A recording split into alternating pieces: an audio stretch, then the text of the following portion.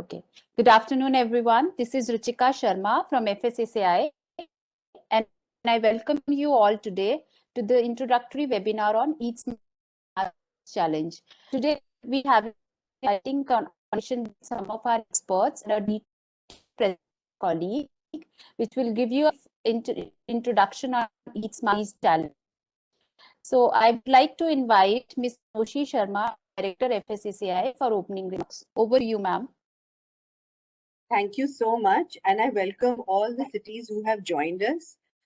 Respected Kunal sir, MD Smart Cities Mission, my colleague, Mr. Rahul, who's the director there, Dr. Bani, who is representing one of the associations working with FSSAI NETPROFAN, and all the municipal commissioners and their offices who have joined us today. A very good afternoon to all of you. India continues to urbanize at an exponential rate. People move to cities in search of a better life, therefore ensuring their health and providing safe food is of utmost importance. Cities across the country have demonstrated their central and growing role in achieving the 2030 Sustainable Development Goals, since they face several challenges such as climate change, economic development, health, and the environment, among other issues. COVID-19 has provided us an opportunity to concentrate our attention on the need for good health and well-being of our cities and citizens. Eating safe, healthy, and nutritious food is a principal ingredient for good health and immunity. It is in this context that the Eat Smart City Challenge encompasses a bouquet of initiatives that target food businesses for their capacity building and self-compliance and nudge consumers to make right food choices. Cities can develop local solutions in this challenge for a food system sustainability. They can act on different stages of the food system, which involves production, transformation, logistics, distribution, consumption, waste management.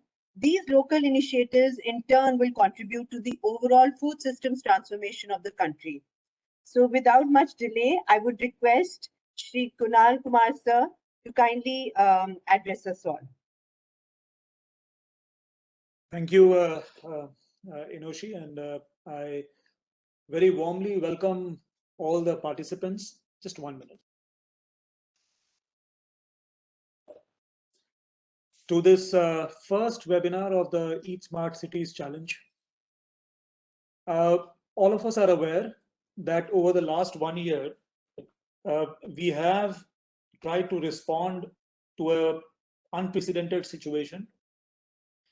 And because we call ourselves the Smart Cities mission and we call ourselves Smart Cities, we are not only responding for ourselves, but in a way, we are trying to create templates for every city to look at crises like these. I mean, this is a one-off unprecedented high magnitude crisis, and to see how we can reposition the way we think about cities, reimagine the way we think about cities. And it would be a travesty of sorts if we go along the same pre-COVID times, doing the same things, building drainage systems, building roads, building water systems, as if nothing else happened in these 2 years. Because those are essential. We don't deny that those things are essential. हमको road की जरूरत है, पानी की जरूरत है, drainage की जरूरत है. इन जरूरतों को हम डिनाई नहीं कर सकते. लेकिन हमने देखा है पिछले 1-1.5 साल में कि कई चीजें ऐसी हैं जो शायद हम लोगों ने कभी ध्यान ना दिया हो, लेकिन अगर उस पे ध्यान दिया होता तो कई लोगों की जानें बच जाती और लॉन्ग टर्म में हमारे जो प्रोडक्टिविटी है, मतलब अल्टीमेटली हम लोग क्या बोलते हैं, जैसे अभी इनोशी जी ने बताया कि सिटीज में लोग आ रहे हैं, अर्बनाइजेशन हमारा रैपिड हो रहा है. इसका एक बड़ा कारण है कि हम वहाँ इकोनॉमिक बेनिफिट्स देखते हैं, और इकोनॉमिक बेनिफिट्स का कारण होता है प्रोडक्टिविटी. एक इंसान 8 घंटे में कितना प्रोडक्टिव हो सकता है, उसके आधार पे उसकी इनकम तय होती है. जो कम प्रोडक्टिव होता है उसको कम आय मिलती है, जो ज्यादा प्रोडक्टिव होता है उसको ज्यादा इनकम मिलती है.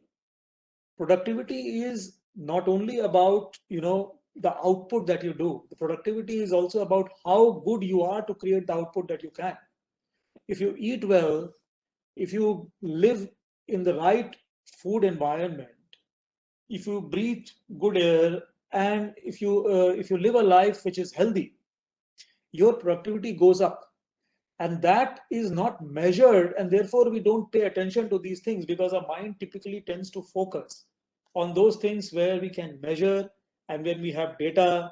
हम सब जो है अपने हाथ में एक स्मार्ट वॉच लगा के घूमते हैं कि कितने स्टेप्स हमने कवर कर लिए, लेकिन क्या हमने कोई ऐसा वॉच देखा है कि हमने कितना तेल खा लिया या कितना हमने फैट्स आज कंज्यूम कर लिया अननेसेसरली, कितना हमने जंक फूड खा लिया? ये हमारे पास स्केल्स नहीं होते हैं, इसलिए हम उन पर ध्यान नहीं दे पाते. So the point about Eat Smart is not only about eating right. It is as because we are, we are government functionaries, we are municipal authorities, we are CEOs of smart cities, and we have larger responsibilities in this context also. But going back to the point from where I started, our cities need to be reimagined in the way they do public transport, which is why we started this campaign around transport for all. We have to reimagine cities around walking and cycling, active lifestyle, which is why we started the Streets for People and Cycles for Change. We have to imagine cities where people feel comfortable to come out, enjoy their neighborhoods. They don't have to live in their homes because their neighborhoods are so bad or they're so unsafe or they're so dirty that they cannot come out, which is why we started the Nurturing Neighborhoods campaign. And the Eat Smart Cities Challenge, which we are doing jointly with FSSAI, is a piece in the same puzzle. We're trying to reimagine cities in the way we look at health, we look at active living, we look at healthy living. And so my sincere request would be that today we are starting a journey. In fact, we started the journey when we launched the challenge. But the learning journey starts today. अब तक हम लोगों ने registration वगैरह किया, सब किया, we got into the gates, sort of. And now our learning journey is starting. And by the way, the web medium is so beautiful that once we do a webinar here, you can have all your employees, all your functionaries, everyone on the call, because as cities, it may not be only confined to the CEO or one health officer or two people. You could have as many people attend these calls so that you can create a movement out of it. If you are maybe a CEO who really thinks innovatively, you could probably have your top 5 neighborhood associations or maybe 50 neighborhood associations also directly join this call. Because whatever small little bit comes out of this, and if you can do this in partnership with them, you will amplify the benefits, as well as this will directly reach out to so many different people who can make a difference in these regards.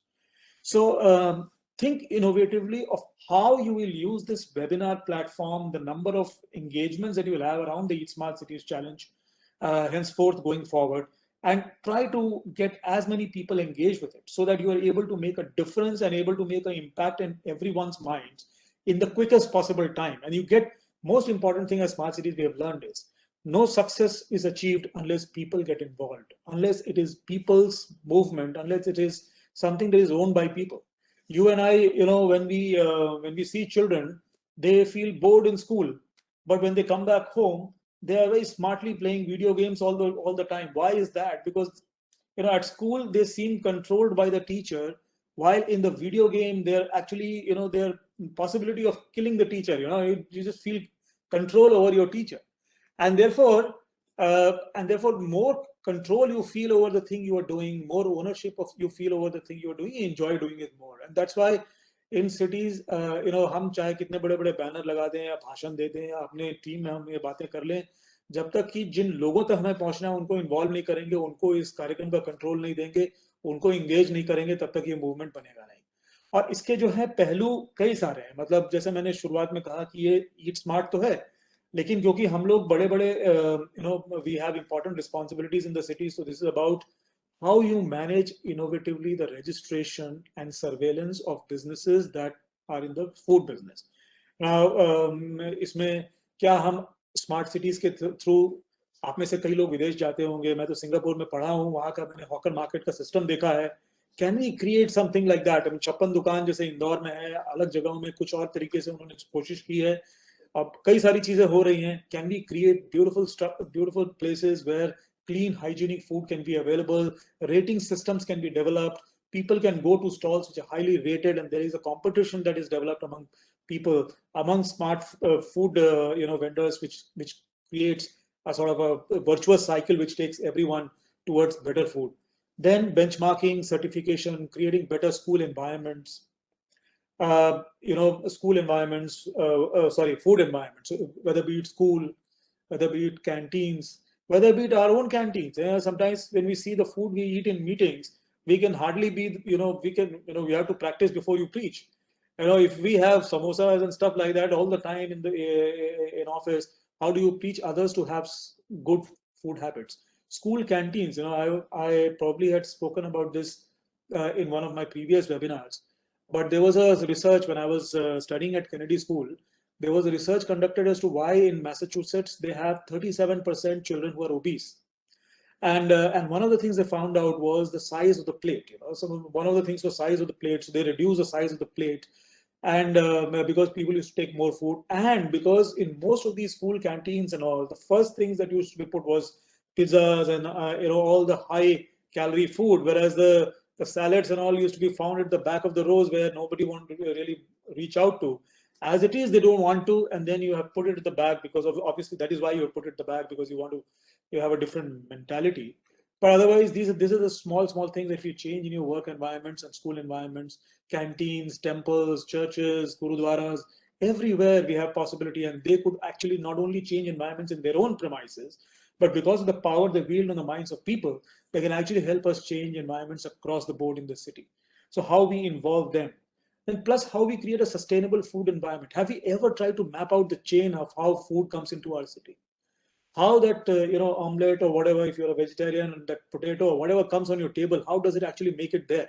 Can there be better sustainable management of food in the sense of long term planning for food systems within the city? This is the time to learn about it. And of course, mass mobilization, getting all this to people, talking about healthy food habits, increasing productivity, and so on and so forth. Now all this has to be done, and so a lot of knowledge is required. Because I was also a municipal commissioner, I would shudder to talk about these things in public because I'll have little knowledge about it. All of us are Google specialists. We can Google and talk about things, but you don't know what is right, what is wrong in the correct way. So here we have almost, without any cost, at sitting in our cities across the board, so many people can participate. We have the agency which actually works on food safety and standardization in the country, FSSAI, their entire team, their partners, their NGOs, everyone working with us to support us. So this is a valuable golden chance that we as cities have. And unless we are really demotivated and don't think that this is a time to reimagine cities, this is a time to do something about looking at our cities in a new way, we would really not do justice to ourselves by missing out on this opportunity. So my request to cities is, now let's go beyond registration. We have done the registration bit, we are in it. Now it is time to catch the bull by the horns, take all the knowledge that is disseminated and turn around these systems in our cities, reach out to maximum number of people, make maximum impact on ground, which is why these webinars will be very, very crucial for you. My request to those cities and friends of those cities who have not registered, may please tell them also to register. There are about 20 odd cities, 25, 30 cities who have not registered so far. I fail to understand why they have not registered, because they really have to do nothing, at least in the beginning, just to listen out and at least try to try to imbibe these things, and henceforth if they feel they can do something about it, they should move ahead and do things on ground. Plus, I would request all of you to continuously engage with these webinars. We'll put a lot of effort. There's a lot of background work which goes in. So my request would be all of you to come in and be interactive, take maximum out of these things. And also after the webinars, our team will be within reach for you through various mediums of communication. Reach out to them, figure out your own ways of doing things, be innovative, set out examples that other cities can follow, and we would be proud of saying as a mission, look what Jabalpur did, or what Jhansi did, or what Aligarh did, or maybe what a Belgavi did. I'm just giving examples. Let's talk about you as cities in multiple forums, national, international, of how you turn around food systems, how you turn around the way we look at and imagine food in our cities. So with those words, my best wishes to the team in Delhi for conducting these webinars, as well as to all the cities and their friends and colleagues from these cities who are participating. Let's all make the max out of it and try to do justice to this incredible new assignment that we have taken on as smart cities. Thank you.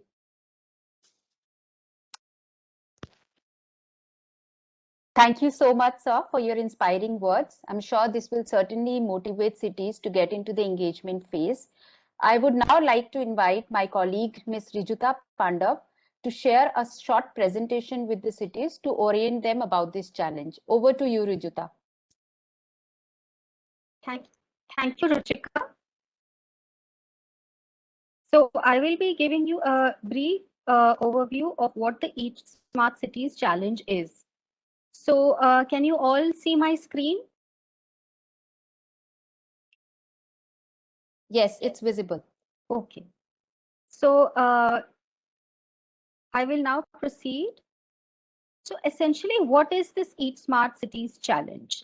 It is a competition to motivate cities to develop and execute a plan that supports a healthy, safe, and sustainable food environment for adoption and scaling up of various initiatives under the Eat Right India program. So I will explain what this Eat Right India program is and how it fits into this Eat Smart Cities challenge. Now, the Eat Right India movement has been initiated to promote safe food, healthy food, and sustainable food. So essentially, it is based on these three pillars of eat safe, eat healthy, and eat sustainable. Now, what do we mean by eat safe? By eat safe, we mean practicing personal and surrounding hygiene, whether it's in the restaurant, whether it's at home, promoting hygiene and sanitation across the food value chain, combating food adulteration, eliminating toxic residues in food such as pesticides, and then preventing hazards of used cooking oil that makes its way into the food chain. The second pillar is eat healthy. What we mean by eat healthy is eating a balanced diet. That means eating less and eating on time at the right time. Dietary diversification, meaning having a variety of foods from all food groups in the right quantity. Eliminating industrial trans fats, reducing the intake of salt, sugar, and saturated fats in the diet. This is to prevent non-communicable diseases like diabetes, hypertension, and so on. And promoting fortified food staples. Fortified foods are foods in which vitamins and minerals have been added to the food to make it more nutrient rich. And then the third pillar is eat sustainable. What this means is practicing food habits and practices that do not harm the environment, such as eating local and seasonal food, so that the carbon gas emissions and all the environmental hazards that are a result of transportation and storage of food are prevented. Reducing food waste and promoting food sharing, reducing and recycling plastics in the food and beverage sector. These plastics are extremely harmful to the environment. Then conserving water in food processing and along the food value chain. And then reducing the use of chemicals across the food value chain. So essentially, the Eat Right India movement encompasses all these points through its various programs. Now, let me discuss a little bit about the kind of approach this movement takes. Eat Right India is not just about making sure people eat healthy at home or making sure that the food in the restaurants is safe. It takes a food systems approach. It looks at all parts of the food system, right from the post-harvest stage to the food processing stage, transportation, storage, retail level, where food is served in shops and restaurants, and then also at the household level. And then after that, what happens to the food once it leaves people's homes? What happens to food wastage? What happens to the the plastic and waste that comes from packaging food and beverages? So it looks at the entire food chain, and it looks at all parts of the food system, whether it is ministries, whether it is different members of the society, whether it's different parts of the industry. It looks at food in totality in a very, very holistic manner. And this helps us to find solutions that actually work because it brings all food systems together.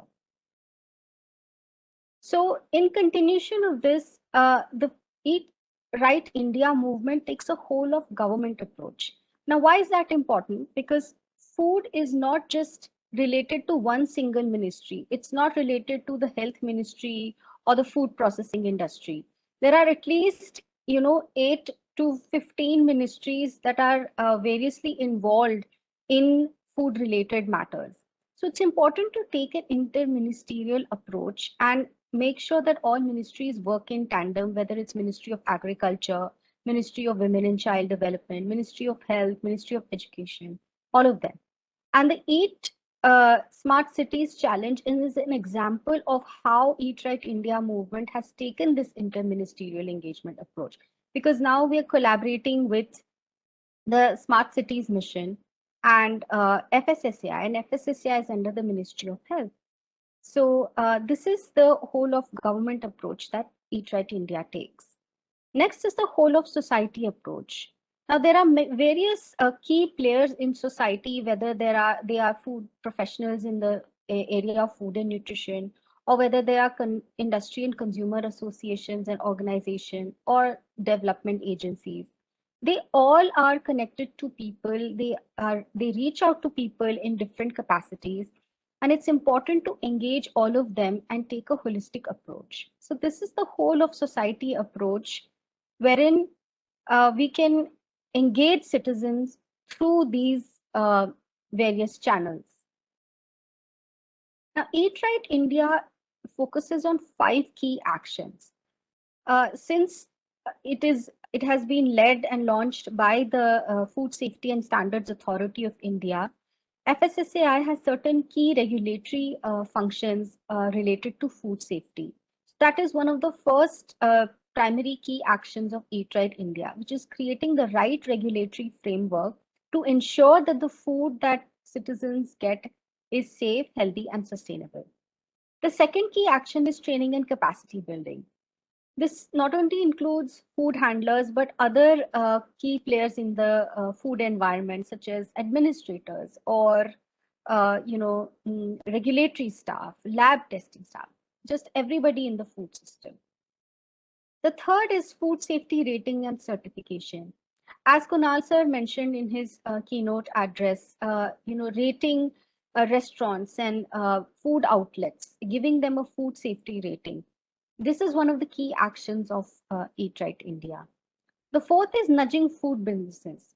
Where we cannot influence food businesses through laws or regulatory compliance actions, we can nudge them, which means we can voluntarily ask them to practice safe, healthy, and sustainable food practices. And last but not the least, large-scale social and behavioral change. This pertains to citizens at large. It is about educating citizens about what is eating healthy and how they can make the right food choices. So now, what does this Eat Smart Cities challenge do? It is essentially about encouraging cities to adopt various programs under Eat Right India initiative, as well as create their own vision for their cities to promote safe, healthy, and sustainable food. So this challenge is open to all the major cities. There are 141 cities that have been identified. These are eligible for participating in this challenge. And as these cities are required to develop this Eat Smart vision, detailing how they will adopt these Eat Right India initiatives. And on top of that, they can also include their own ideas, their own innovative ways in which they can promote health and well-being of their citizens. So there are 5 key steps for this challenge. First, of course, is the online registration, which you all have done, which is why you're here. The next step is the implementation phase. In this phase, cities will pick one project out of 5 key areas, which I will describe later, and they will implement projects on pilot basis in their respective cities. The third phase is the selection phase, where we will evaluate the activities carried out in the pilot phase and the visions that cities submit in their online application. And then the fourth stage is we will pick 10 made cities as winners and announce their names, and then we will engage them for more intensive application of this these Eat Right India initiatives and scale them up for the wider population. So just to go over the timelines and important dates. So online registration has closed by 21st May. Today, of course, is the introductory webinar, which is an overview of the challenge. The second webinar will be held on 28th May. I hope that you will all attend that webinar also. Then on 23rd June onwards, a series of webinars with international stakeholders will be held about a week or so apart. And these webinars will take you through some key steps and concepts to help you design your Eat Smart City vision and help you implement and scale up the Eat Right India initiatives in your city. Then from 15th August to 1st October is the selection phase, at the end of which winners will be announced, the top 11 cities who are selected. And then on 2nd October, we'll begin the implementation and scale up phase. And then on 30th June next year, this is the end of the engagement period with the winners. And then the winning cities, they will be showcased and their case studies will be showcased and presented. So now let me go over the 5 key areas of action from which the cities have to pick pilot projects. So the first is licensing and registration and surveillance drives for food businesses.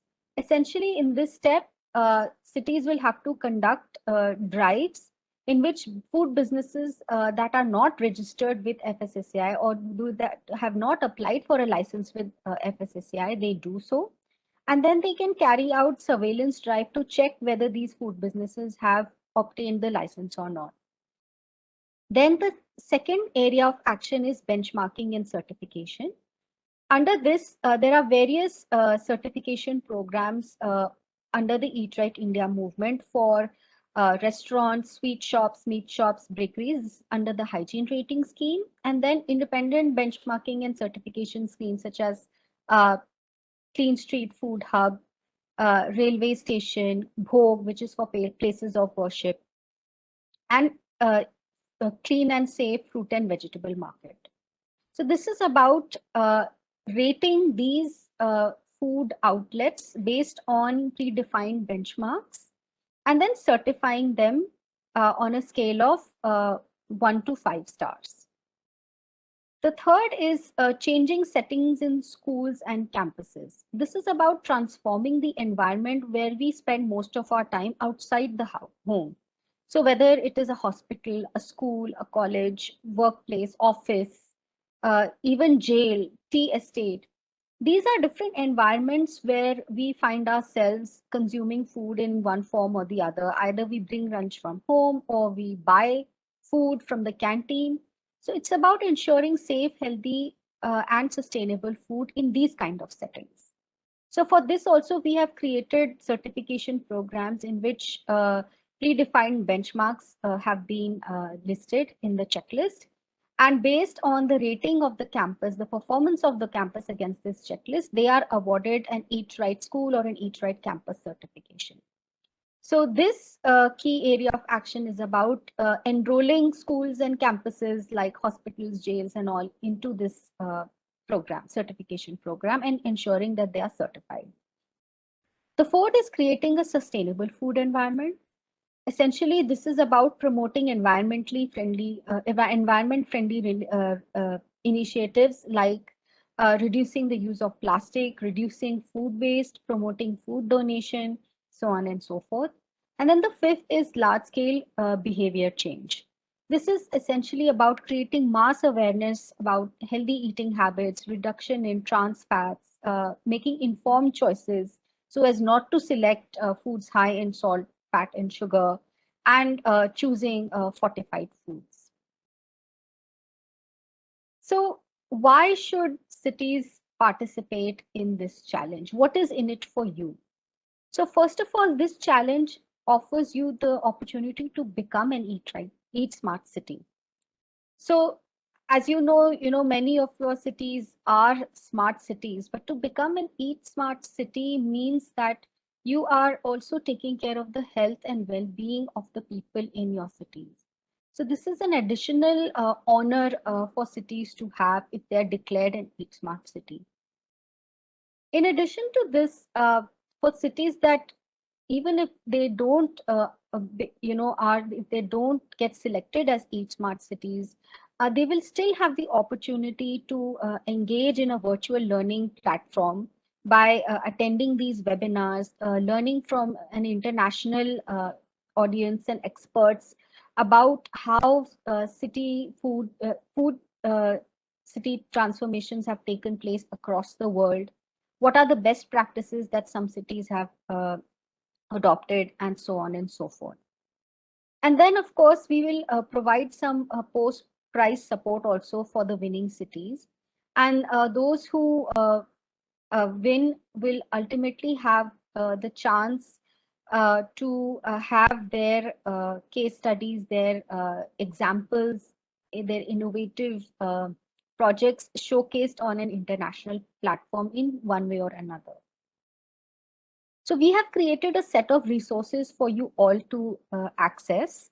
So first and foremost is the Eat Smart Cities website. This is where you have all registered online, and this will be the main portal through which you will participate in this entire challenge. It consists of a detailed list of activities in the implementation phase and how to go about it. There is an Eat Smart City guidance document which explains in great detail what the key areas of implementation are, how to implement those projects. It provides some case studies, examples, real life examples as to how it has already been implemented in some cities. And it also explains the marking scheme as to how the cities will be evaluated, how their vision will be evaluated, and how their pilot projects will be evaluated. This website also has the downloadable ebook, the Eat Right India Handbook.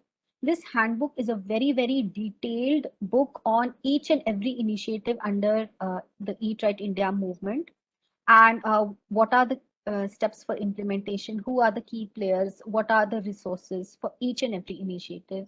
Everything is given in this book. The website also has the Eat Smart vision form. This is the form you have to fill to describe your vision for your city. And it also has the Eat Smart scorecard, which you will have to fill yourself based on your performance during the implementation phase. So essentially, the evaluation process and final deliverables are as follows. Like I mentioned, you have to submit the Eat Smart scorecard.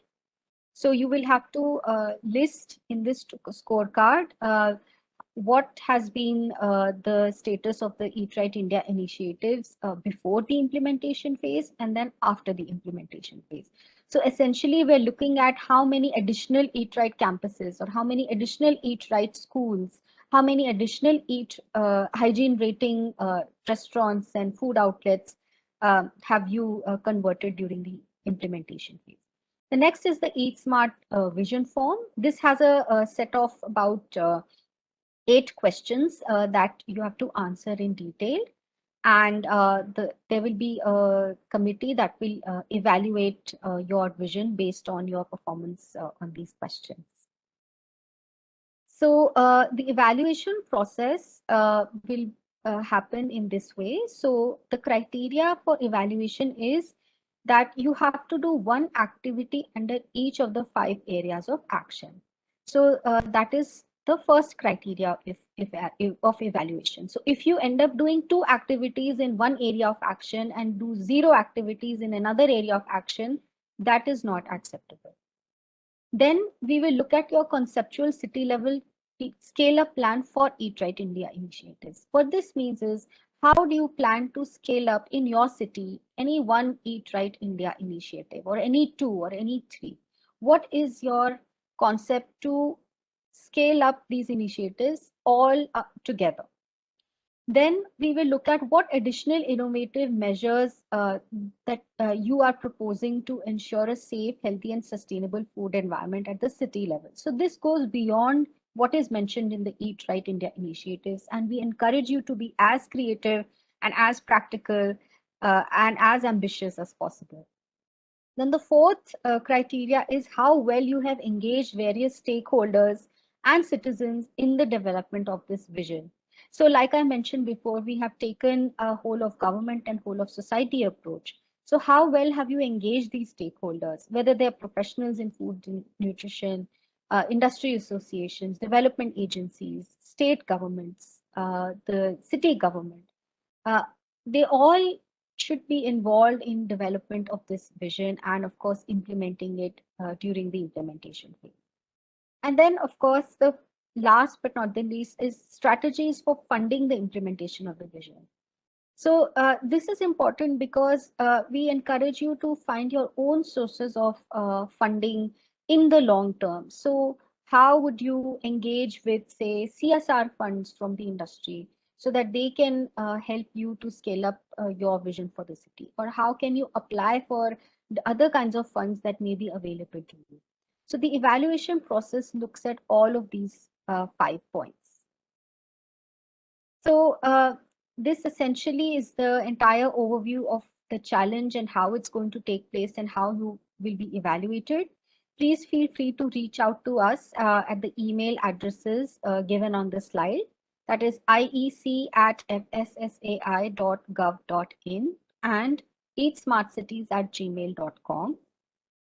We will answer your questions as soon as we possibly can. Please also join us on the WhatsApp group that has been created especially for Eat Smart Cities.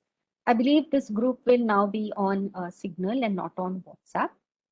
Then you can also scan the QR code for the Eat Smart Cities challenge to get any information you would like. So with this, I thank you very, very much for your attention. I hope that what this challenge is has been made clear to you by this presentation. And in subsequent weeks during webinars, you will have the chance to engage more deeply and ask your questions and your doubts and your queries. And our team in Delhi would be very, very happy to assist you with all of this.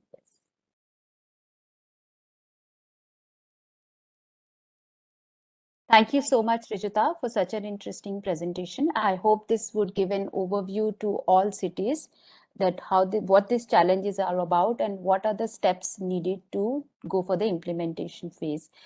We have some questions in the chat box. I would like to read them and then we can answer their queries together. Somebody has mentioned, is Bangalore city registered? If no, can they register? Ma'am, you are saying something? Yeah, I was Yes. saying, we could hear Dr. Bani, and then maybe we could take the Yes. questions. Let's do that first. Sure, sure. I think we can do that. Okay. So I would now like to invite Dr. Bani Tambar Airy, Assistant Professor from Institute of Home Economics and one of our esteemed partners in the NetProfan group. Over to you, Dr. Bani. Thank you, Ruchika. Am I audible? Ma'am, you're audible. All right. Thank you. And a very good afternoon, everybody. Thank you for giving me this opportunity to share my views and opinions.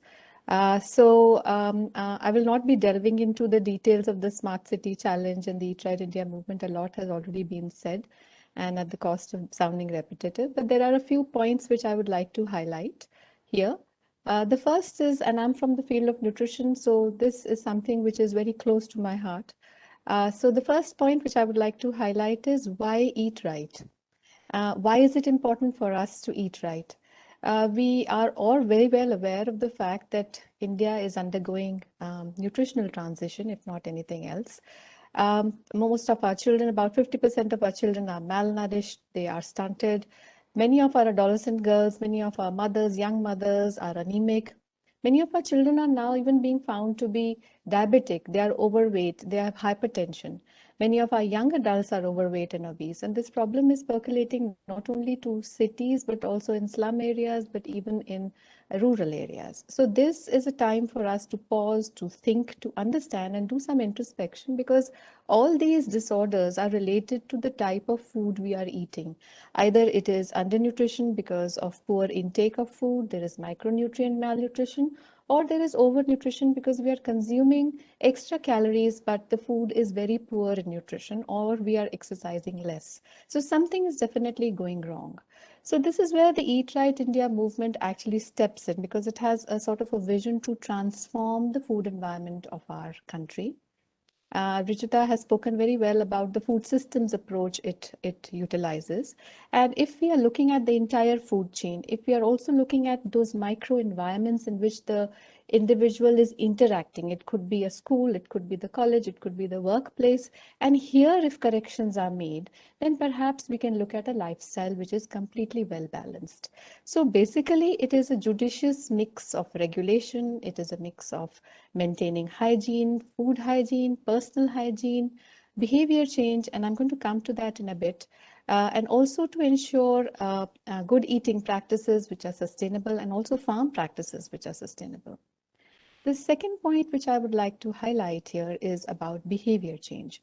So we all understand that wholesome food, well-balanced diet is important for the well-being of our community. And these movements like the Eat Right India movement, the Fit India movement, and even now the Smart City Challenge, they are all looking at community participation. Kunal sir mentioned in the beginning that we want the communities to be involved. In fact, all these movements have been envisaged as Jan Andolans. We want people to be participating in it. So coming back to now behavior change. Now, I'm an academician, and I know that one-way communication never really helps. It doesn't have much of an impact. So what we are, no amount of preaching and no amount of just doling out information will be beneficial. Maybe it retains for some period of time, but then ultimately we forget. So when we are involving communities, to participate in these movements, we are expecting a behavior change. Behavior is very difficult to change, especially food behavior is very difficult to change. And once we are able to attain this change in behavior, it is difficult to unchange it. So this is what we are targeting. I'd like to give a few examples here. Now, I as a consumer, if I am aware that my food should be hygienic, it should not be adulterated. Am I empowered enough to figure out whether my food is adulterated or not? So FSSAI has come up with these very interesting DART books, which are simple. They have even a toolkit which an individual can test at home, whether, say, for example, my milk is adulterated or not, or if the masalas which I'm consuming, like my haldi, is adulterated or not, or if my tea leaves are adulterated or not. So once I understand the importance of these things and I test them out myself, I am empowered to make the right choice. I pick up the right brands, I go to the right source which has certification, and I'm making healthy choices that way. Similarly, we keep telling students about fortification, but unless I know that there is this plus F logo, which is going to ensure, which means that the food has extra nutrients which are good for my health, I'll go ahead and purchase it. For that matter, if the youth is made aware that consumption of foods which are high in saturated fats or trans fat or sugar or salt through many of these campaigns, which is like, for example, that Aaj Se Thoda Kam campaign, that if they're made aware that instead of taking these bhujiyas and namkeens and snacks and samosas, Kunal sir also mentioned that our canteens have all these foodstuffs available to us. So if we are made aware, we will make healthy choices.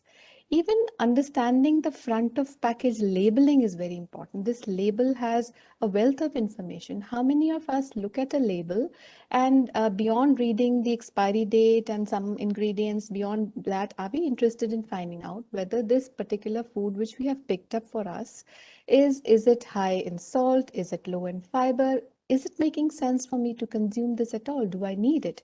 That is what we are trying to change in an individual. We also need to make people understand that our traditional diets, our Indian thali, the traditional Indian thali, they are very well-balanced meals. Eating local, eating seasonal, they are the most balanced and cheap way to consume good, nutritious food, wholesome food. In fact, now we are undergoing this pandemic, and many of us, including myself, are taking so many synthetic supplements as micronutrient supplement pills. But to have good immunity. But good immunity is attained. It's not a magic wand. We don't get it overnight. We have to work on it. And how do we get it? By simply consuming a balanced meal. So making people aware that consumption of balanced, wholesome meals at the home level is the easiest way to attain immunity and good health. The third point, which I would like to make, is about the Smart City Challenge.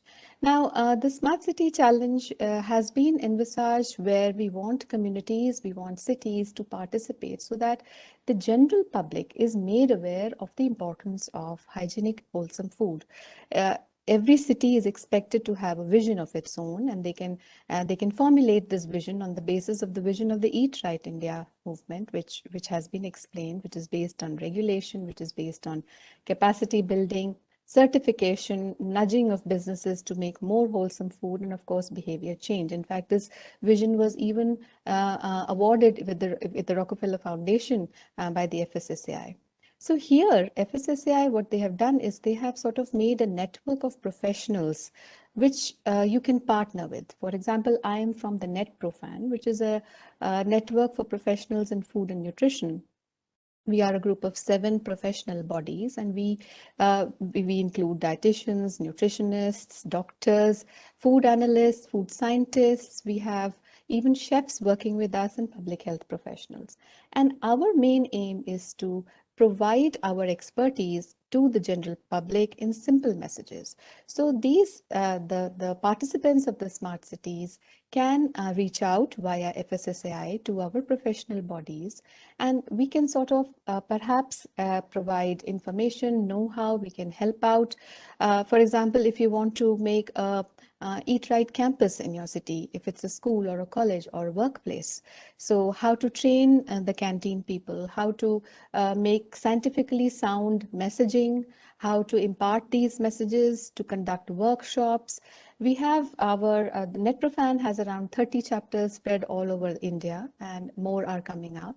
So please reach out to us. We will be more than happy to provide our expertise to build up this workforce for ensuring good health to the individuals. And the last point that I would like to make is that if I as a consumer become aware, and this is what we should be aiming for, this is what the smart cities should be aiming for, that if I as a consumer start demanding healthy food, so if I go to a street vendor or if I go to a restaurant and I see that this is a certified food vendor, it's a win-win situation for the vendor. It is a win-win situation for me. At least I'm satisfied that here I'm going to get safe, hygienic, and wholesome food. For example, if a teenager in school understands that he or she consumes a fresh fruit as a snack versus a sugar-sweetened beverage or a packet of chips, he or she is on the right track, and this change in behavior, if brought about, will go a long way in putting this individual on the right track of good health. And this is exactly what we are aiming for. Thank you so much for your time. If there are any questions, I would be very happy to address. Thank you so much, ma'am, for sharing your words of wisdom on food systems approach and also explaining how NetProfan group is able to help cities during the on-ground implementation, and how cities can reach out to you as well as other NetProfan group members. Due to the paucity of time, we will not be able to take many questions, but I would like to read one suggestion from the participants. They're mentioning that there are multiple stakeholders under FSSAI ecosystem, and the best way is to map cities with these stakeholders, such as training partners, industry association, auditing bodies, etc. This will give a greater momentum to the initiative. Also, CSR partners may be involved for resource mobilization. So I would like to mention that FSSAI has already classified various training partners, industry association, auditing partners as per the states and cities level. If you go to various initiatives and their websites, you will be able to find the list of training partners, audit partners, hygiene rating auditors. Every information is categorized and available. For more details or any queries, you can certainly write to us. And it is a great suggestion that CSR partners may be involved, so we can certainly take your suggestion and look forward to this as we move forward. So I would now. Ruchika, I also wanted to add that on our website, we have also put a handbook, a little booklet which gives the details of the challenge. Under the challenge, there are various programs. Now, under each program, we have also given the web link as well as the details of all the materials which is available with us. So all the information that is needed, say of training partners, or even for IC, any brochures, any pamphlets, any kind of videos, we have developed extensively, and all of it is available, which can be used. I just wanted to add this. Yes. Sure. Thank you, ma'am. So I would now like to invite Rahul sir for vote of thanks. Over to you, sir. Thank you so much, Ruchika. And indeed, being the first introductory webinar, it was indeed enriching for all of us to learn what the whole process of Eat Smart Cities Challenge is going to be, and also to listen to our expert panelists. On behalf of FSSAI and Smart Cities Mission, I would like to express my deepest gratitude to all the participants from various cities, including the municipal commissioners, smart city CEOs, and other officials and the nodal officers who have joined us today for this webinar. I would like to thank Shri Kunal Kumar, Joint Secretary and Mission Director of the Smart Cities Mission, Ms. Inoshi Sharma, who's Director, Social and Behavioral Change in FSSAI, for sparing their valuable time and enlightening us with their thoughtful words on this occasion. And my gratitude to both of you. Thank you, Rejuta, for a very insightful presentation, very crisp and very brief, a very good presentation. And thank you, Ruchika, for moderating it so beautifully.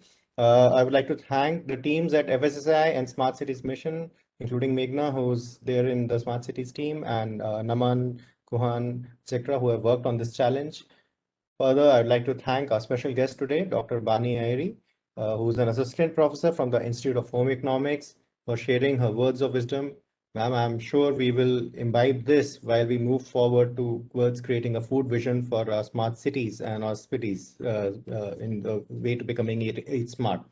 So moving forward, the next series of webinars that we would be having will bring to you more case studies, more best practices, the way other cities have been trying to create a sustainable Eat Smart environment.